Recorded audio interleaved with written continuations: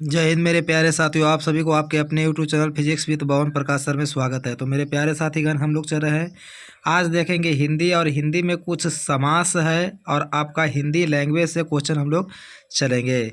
तो आप लोग जो 10 क्लास के विद्यार्थी, आप लोग के लिए मोस्ट इम्पोर्टेंट प्रश्न चल रहे हैं। और अब पहला प्रश्न आपका जो देखिएगा, पहला प्रश्न क्या कहता है कि तमस तमस के लेखक कौन है। ऑप्शन नंबर ए में राजेंद्र प्रसाद है, भीष्म साहनी है, धर्मवीर भारती हैं, और डी में होगा चंद्रधर शर्मा गुलेरी हैं। तो आप लोग फटाफट आंसर करिएगा कि तमस के लेखक कौन हो जाएंगे।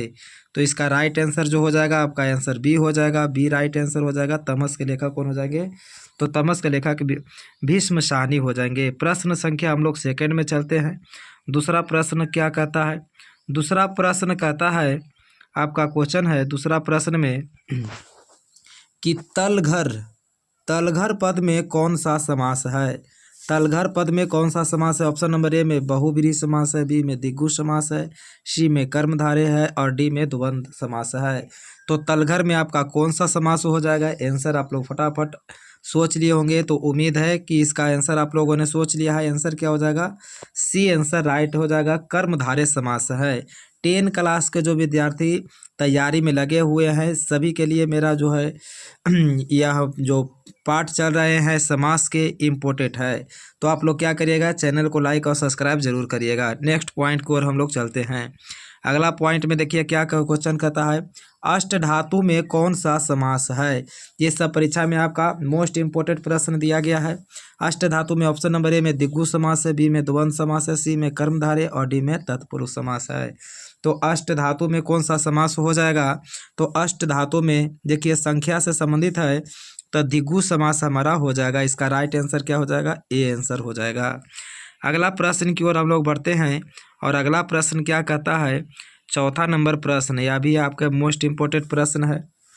क्वेश्चन कहता है कि गगनचुम्बी शब्द में निम्नलिखित में से कौन सा समास है। गगनचुम्बी में कौन सा समास है? ए में द्विगु समास, बी में बहुब्रीहि, सी में तत्पुरुष, और डी में कर्मधारय।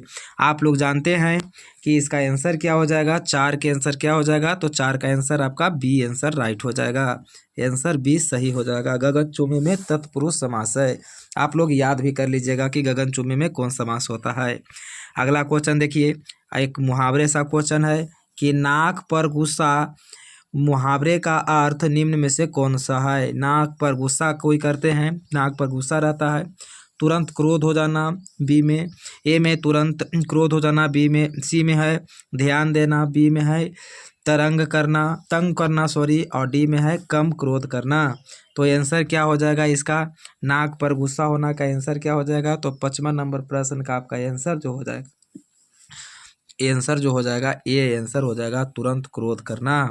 अगला प्रश्न की ओर हम लोग बढ़ते हैं, और नेक्स्ट प्रश्न में आपका क्या कहता है?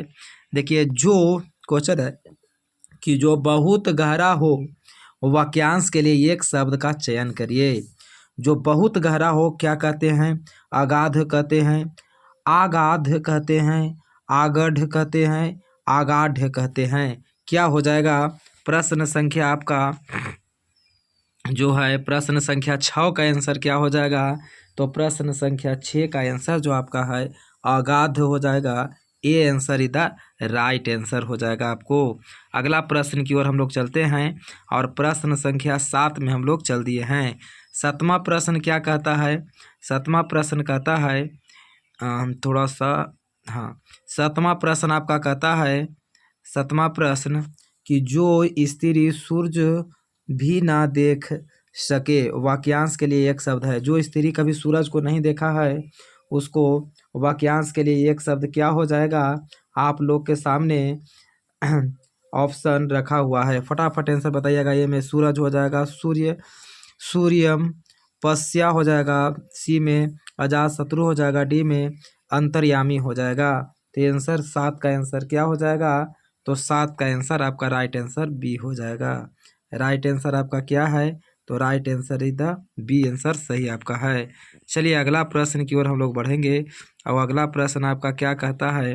प्रश्न संख्या हो गया हम लोग को 8 नंबर प्रश्न में हम लोग चल दिए हैं।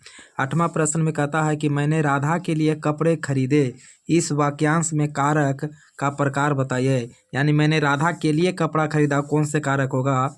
अपादान कारक, करण कारक, संप्रदान कारक या कर्ता कारक। तो 8 नंबर प्रश्न का आंसर आप लोग बता दीजिएगा। तो 8 नंबर प्रश्न का जैसा कि आप लोगों ने आंसर सही मारे होंगे, सी आंसर क्या हो जाएगा? 8 का सी आंसर इधर राइट आंसर संप्रदान कारक। अगला प्रश्न की ओर हम लोग चलेंगे और अगला प्रश्न आपका क्या कहता है? मैथिली शरण गुप्त का संबंध आधुनिक काल में किस युग के कवि थे? यानी मैथिली शरण आधुनिक काल में किस युग के कवि कहे जाते हैं? ऑप्शन नंबर ए में छायावादोत्तर युग का, बी में द्विवेदी युग का, सी में छायावादी युग का, डी में शुक्ल युग का। तो आंसर आप लोग 9 के आंसर बताइएगा। 9 का आंसर क्या हो जाएगा? द्विवेदी युग का कवि थे। 9 का आंसर इसका बी हो जाएगा, द्विवेदी युग का कवि थे। अगला नंबर प्रश्न की ओर हम लोग चलते हैं और प्रश्न संख्या 10 में हम लोग पहुंच गए हैं। 10वां प्रश्न क्या कहता है? 10वां प्रश्न में आपका क्वेश्चन कहता है बउआ कि फूलों के आसपास रहते हैं फिर भी कांटे उदास रहते हैं, पंक्ति में है। देखिए, फूलों के आसपास रहते हैं फिर भी कांटे उदास है। उपमा अलंकार है, संयुक्ति अलंकार है, अनुयुक्ति अलंकार है कि अतिशयोक्ति अलंकार है? आंसर आप लोग फटाफट करिएगा। तो इसका आंसर क्या हो जाएगा? इसका आंसर जो हो जाएगा अनुयुक्ति अलंकार हो जाएगा। बी आंसर राइट आंसर हो जाएगा। अगला नंबर हम लोग चलते हैं 11 नंबर प्रश्न में। 11 नंबर में स्त्रीलिंग और पुल्लिंग आपको देखना है। कौन सा शब्द स्त्रीलिंग है? देखिए, अभी क्वेश्चन आता है मित्र है, सूचना है, उपहार है या अध्याय है? कौन सा शब्द है जो स्त्रीलिंग है? आप लोग फटाफट आंसर करिएगा। 11 के आंसर क्या हो जाएगा? तो 11 के सूचना जो है, सूचना आई है, सूचना स्त्रीलिंग शब्द हो जाएगा। सूचना क्या है? स्त्रीलिंग शब्द है। अगला प्रश्न की ओर हम लोग चलते हैं। निम्न में से क्वेश्चन कहता है कि निम्न में से कौन सा शब्द वायु का पर्यायवाची है? कौन सा शब्द है जो वायु के पर्यायवाची है? ऑप्शन नंबर ए में आलिंद है, बी में आलिनी है, सी में अनिल है और डी में आपका हो जाएगा, डी में अनल है। तो फटाफट आंसर करिएगा 12 नंबर प्रश्न का। और 12 नंबर प्रश्न का आंसर क्या हो जाएगा? तो 12 नंबर प्रश्न का आंसर हो जाएगा अनिल। तो मेरे प्यारे विद्यार्थीगण, आप सभी यहाँ तक पहुँच गए हैं तो चैनल को लाइक कर दीजिएगा और सब्सक्राइब कर दीजिएगा। और ऐसे ही प्रश्न पाने के लिए हमेशा सब्सक्राइब कर ले रहिएगा। इसमें क्या होगा आपको